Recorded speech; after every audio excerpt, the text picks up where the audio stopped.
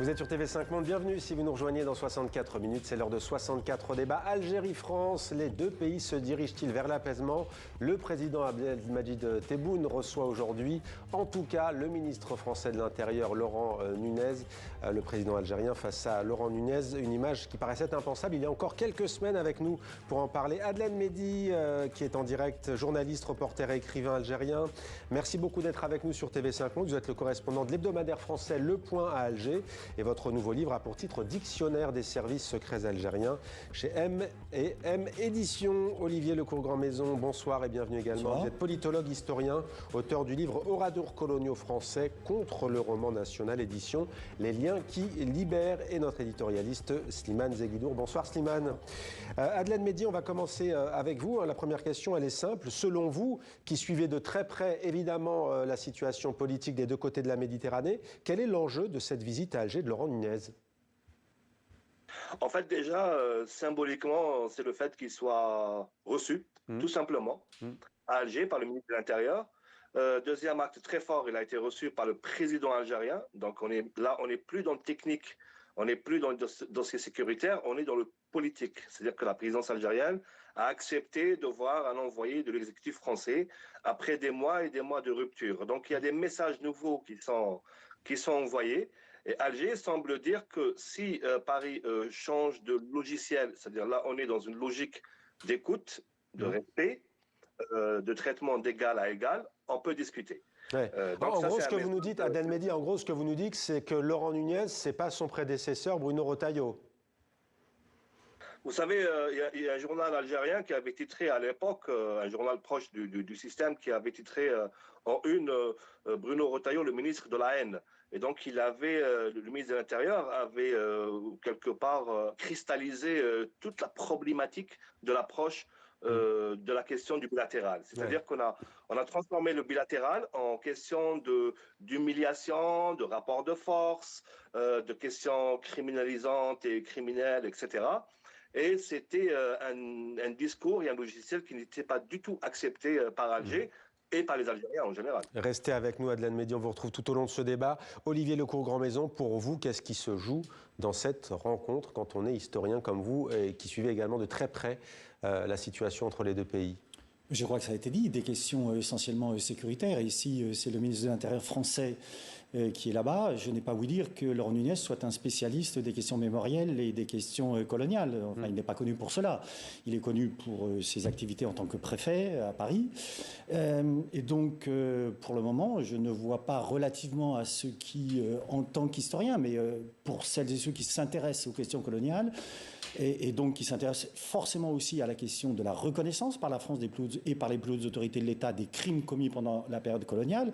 Il faut préciser qu'il s'agit à la fois de crimes de guerre, dans les cas les plus graves de crimes contre l'humanité, et que ce qui vient d'être dit, il ne s'agit pas d'opinion, il s'agit de faits parfaitement établis par toutes celles et tous ceux qui, quelle que soit leur discipline, en histoire, en droit, en sciences politiques, y compris en psychanalyse, ont effectivement parfaitement documenté l'ampleur de ces crimes, leur durée et leurs conséquences catastrophiques pour celles et ceux qui en ont été directement victimes, mais également pour les descendants, c'est-à-dire pour les héritiers de l'immigration coloniale et post-coloniale, qu'ils vivent en France ou qu'ils vivent en Algérie. Mais là, il semble que justement l'Algérie elle-même aujourd'hui, je parle sous votre contrôle, n'ait pas mis ce dossier à l'ordre du jour pour justement calmer le jeu et pour ne pas encore une fois relancer le débat en France sur, entre guillemets, la repentance, etc.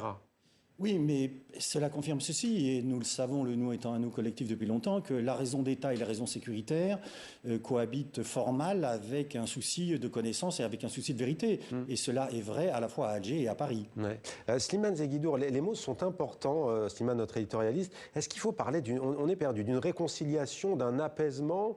J'allais dire, dois-je oser vous poser la question, parce que parfois, fut un temps, c'était la lune de miel entre tel et tel président, ensuite la crise sans précédent depuis 1962. Quelle est votre lecture de cette simple visite, cette simple, quand je dis simple, c'est-à-dire du déplacement d'un ministre français de l'Intérieur à Alger? Le plus symptomatique, c'est que les relations sont tellement envenimées et en même temps elles sont tellement intimes, en filigrane, que le simple fait qu'un ministre de l'Intérieur se soit rendu à Alger devient en soi, sans parler du contenu des négociations, des résultats, devient en soi un événement. En principe, l'événement, c'est ce qui en ressort. Ouais, mais vous Là, dites le qu'il simple ne- fait qu'il ait foulé le sol algérien, où ses parents sont nés d'ailleurs, Ouais. devient un événement. Ouais, Et mais ça, quand on dit il renoue les liens, vous dites non, on ne renoue pas les liens. Les deux pays ne renouent pas les liens, puisque de toute façon, ils n'ont jamais été totalement rompus. non, non seulement ils n'ont jamais été rompus, mais dans l'esprit des gens, la Méditerranée n'est pas une frontière. Pendant la période coloniale, on disait la Méditerranée traverse la France comme la Seine traverse Paris. Ce qui se passe, c'est que l'actualité la plus brûlante entre l'Algérie et la France est une actualité anachronique. Pourquoi? Parce que de 1848, lorsque la constitution de la Deuxième République a englobé l'Algérie dans le territoire de la République, depuis 1848 jusqu'en 1962, l'Algérie a dépendu directement du ministère de l'Intérieur. Et jusqu'à maintenant, ce ministère est le seul ministère au monde de tous les États qui ont des rapports avec l'Algérie. C'est le ministère qui a le plus de rapports avec quelque chose qui relève en principe de la politique étrangère. Sauf que, et j'en termine, en Algérie et en France, les relations franco-algériennes sont une affaire aussi de politique intérieure. D'où l'importance du ministre de l'Intérieur. Ouais, d'où l'importance du ministre de l'Intérieur. Adlène Mehdi, quel est le vrai problème, selon vous, le problème de fond, le cœur du contentieux qui nourrit ces crises successives entre la France et l'Algérie? En fait, de manière factuelle, on peut revenir à la position de la France concernant le Sahara occidental et le revirement français sur cette question qui a déclenché la crise il y a plusieurs mois. Mais dans le fond des choses, je pense que la vraie problématique est le fait que la situation politique en France fait que l'Algérie est devenue un sujet de politique intérieure. On voit la montée des extrêmes et de la droite dure qui utilisent l'Algérie comme le carburant de leur discours. Alors on parle d'OQTF algérien, on parle de l'immigration algérienne, on spécifie, on essentialise, et tout cela sert à un discours politique intérieur qui envenime énormément la relation.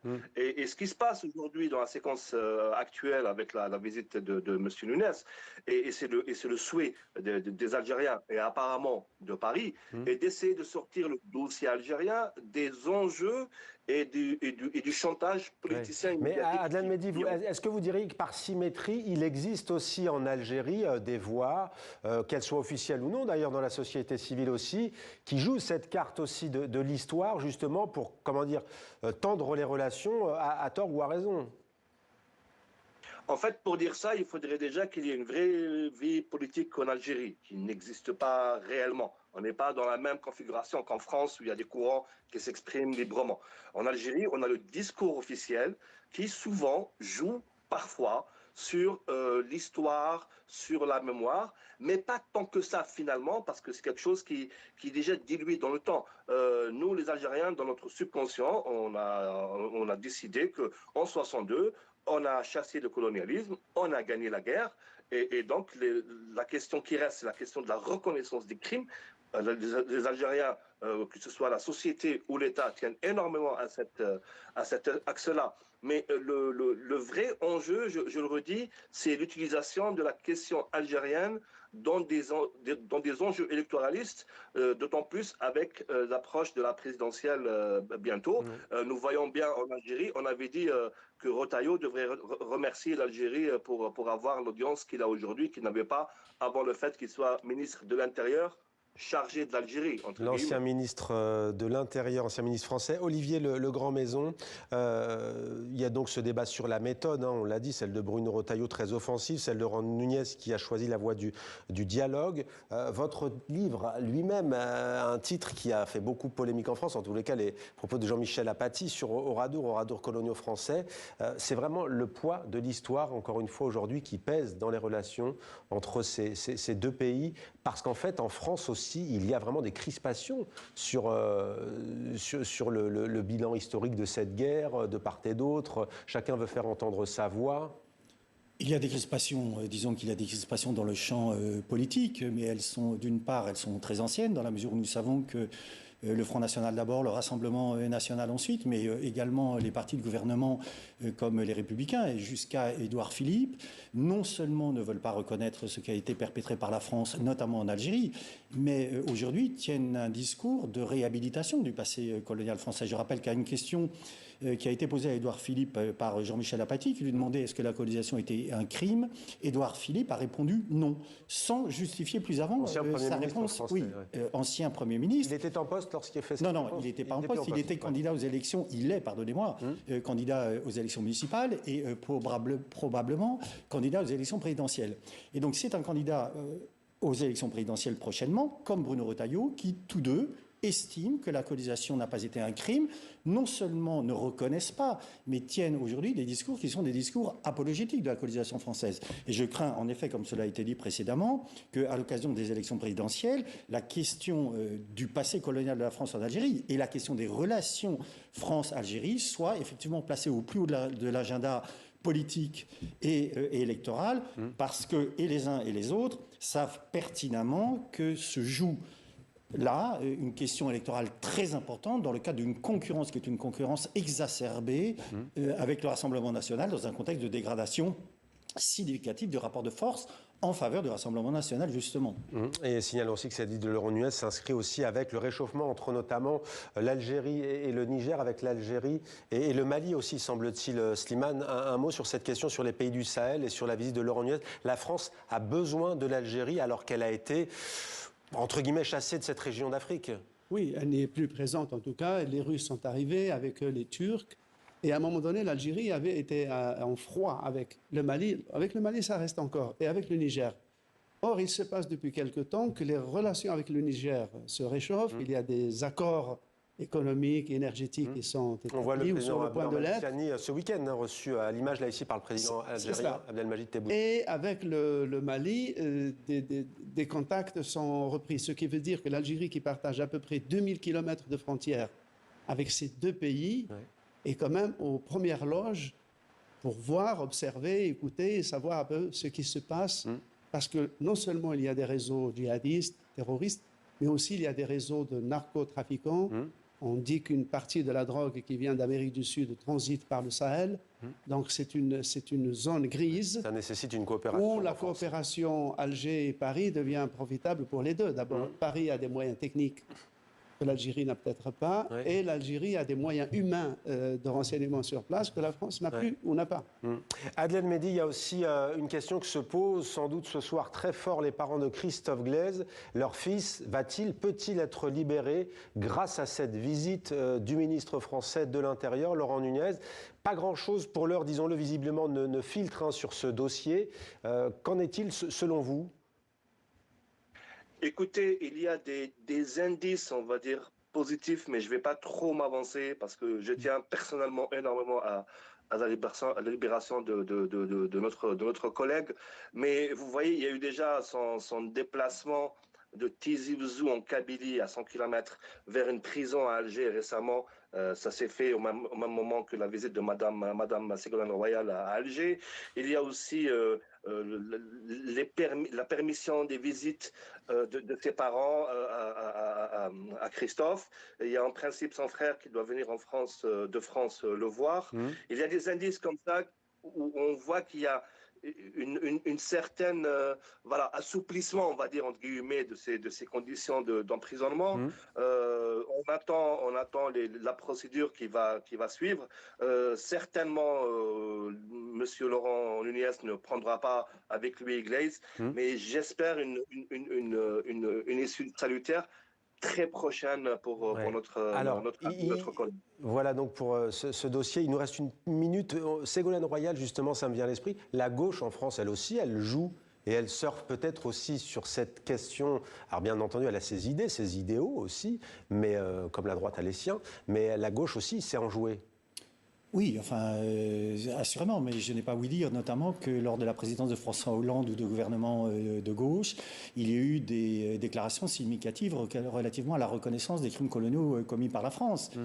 Sur ce terrain-là, certes, la gauche ou une certaine gauche se distingue effectivement des discours apologétiques de la droite et des extrêmes droites, mais encore une fois, il n'y a pas eu de reconnaissance pleine et entière. Je pense notamment au massacre du 8 mai 1945, où il n'y a pas eu de reconnaissance. Sétif également. Sétif également et et je pense entre autres aussi au massacre du 17 octobre 1961, pour ne rien dire des méthodes de guerre du général Bugeaud qui ont fait des milliers de morts et dont il faut rappeler notamment cet épisode de l'enfumade des grottes du Dara où une tribu entière a été enfumée alors même que les membres de cette tribu ne posaient aucun problème pour les soldats que commandait le général Pélissier. Donc c'est un massacre qui a été perpétré, comme on dit, à froid dans l'objectif de terroriser les populations algériennes. Oradour coloniaux français contre le roman national, donc c'est aux éditions Les Liens qui libèrent, il en est évidemment question. Merci beaucoup Adlan Mehdi d'avoir été aujourd'hui en direct avec nous dans 64 minutes sur TV5 Monde. Merci à vous également Slimane Zeguidour d'avoir été